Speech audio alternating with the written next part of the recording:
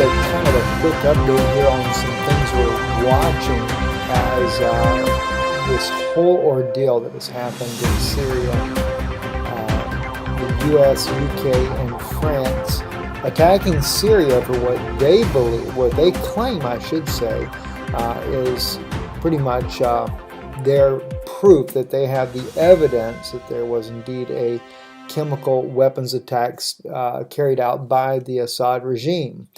But more and more, their whole story is falling apart. And not so much because of Russia, but people in their own government, such as Chris Williamson here, a member of Parliament, of the British Parliament here.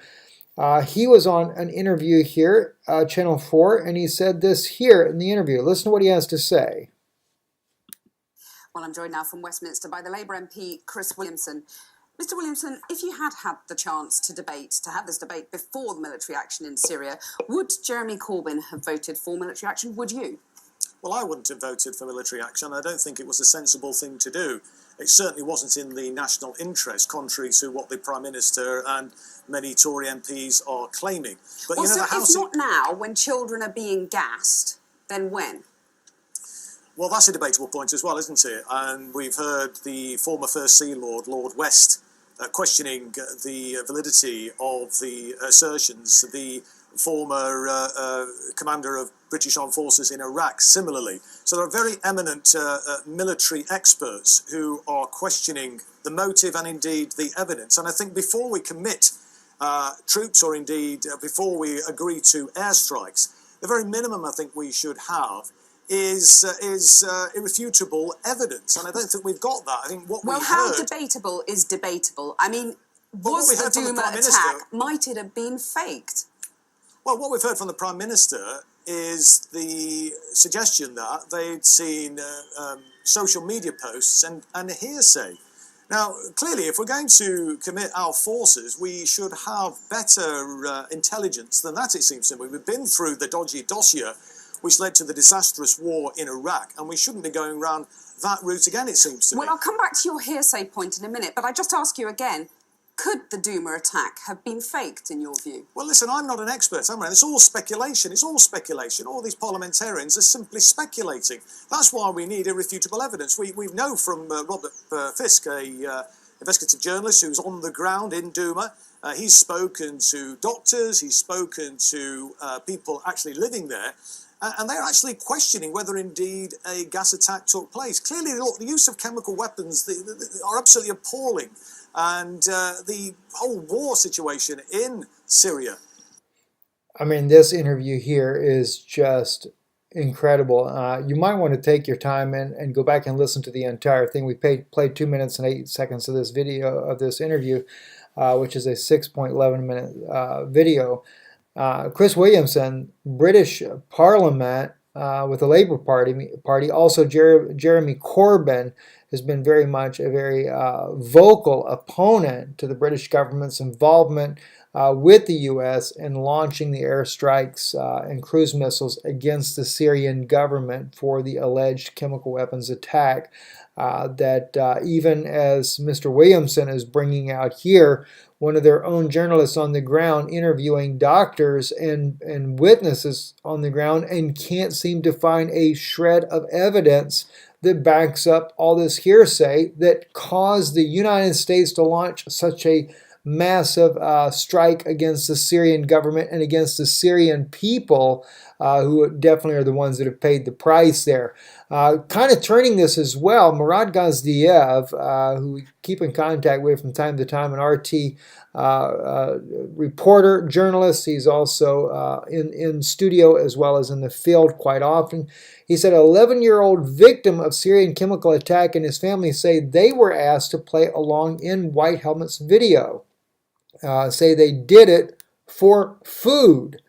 Well, we already know, we've already heard all kinds of stories about how these people have suffered so dramatically as a result of that, of the food being hoarded by the jihadists that were operating in those areas. That's including the White Helmets. Now you can notice here, I'll bring the mouse here. Here's his 11-year-old son right here. And of course, here is that 11-year-old boy right here in the hospital. Those famous video clips that we were seeing coming out of Syria that was perpetrated by the White Helmets at the hospital scene where they're washing everybody off. And his father and son say that they were asked by the White Helmets to participate in this video. Very damning evidence, you might say, just without a doubt there. We're going to be going deeper into those different politicians and experts. We were just watching the other day when this attack first happened, the former British military advisor who was shut down by the very broadcasting station in Britain when he challenged the narrative of Theresa May. Very troubling indeed, if you ask me. Also, we have here the Skripal case there. Now evidence coming out. Britain admits OPCW did not confirm essential evidence on our origin of the Skripal poisoning. Of course, this is the daughter and her father that were actually poisoned in a nerve gas attack. The Skripal family there inside of Britain. It has been blamed on Russia very quickly and very firmly by Theresa May of the British government. But the laboratory just cannot identify neither the laboratory this nerve agent was made at nor its origin completely. In fact, if you remember yesterday, we were sharing with you some clips there of Sergei Lavrov, the foreign minister of Russia, on BBC's Hard Talk with Stephen there. He was really, he brought out one of the most damning pieces of evidence on the Skripal case that really debunked the entire thing, when they were claiming, the British government was claiming that they had high concentrated pure form of the nerve agent that had been gathered as evidence at the crime scene.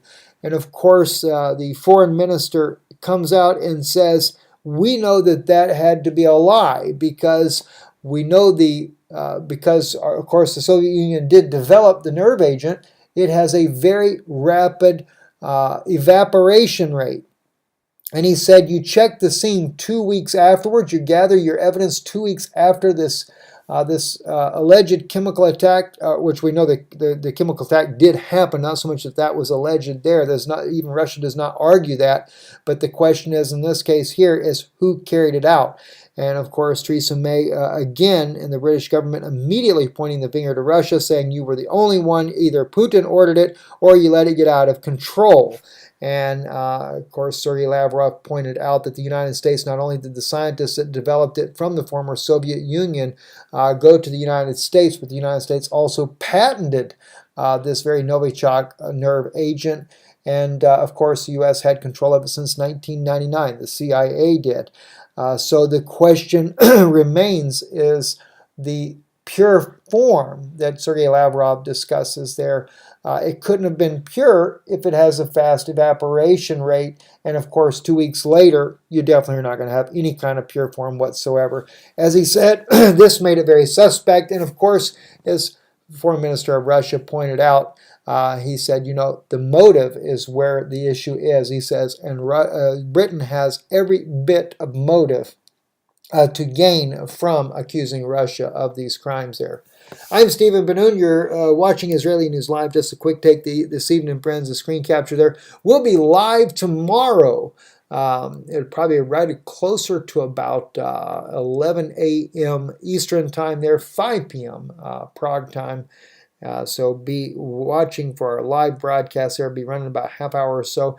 Again, we'll be bringing out some of these experts, the growing number that are turning against the attack that was conducted in Syria. And of course, at the same time, they are fighting. They're fighting on the opposite side there. The U.S. President Trump, Theresa May, and Macron to justify their attacks on the Syrian government. And of course, Israel, with its push to try to capitalize on this Syrian strike to drag Iran into the conflict, I do believe is part of a regional move. It is something that the U.S., the U.K., France are no doubt fully aware of. The Saudis are fully aware of it, and I believe the Turkish government is fully aware of it.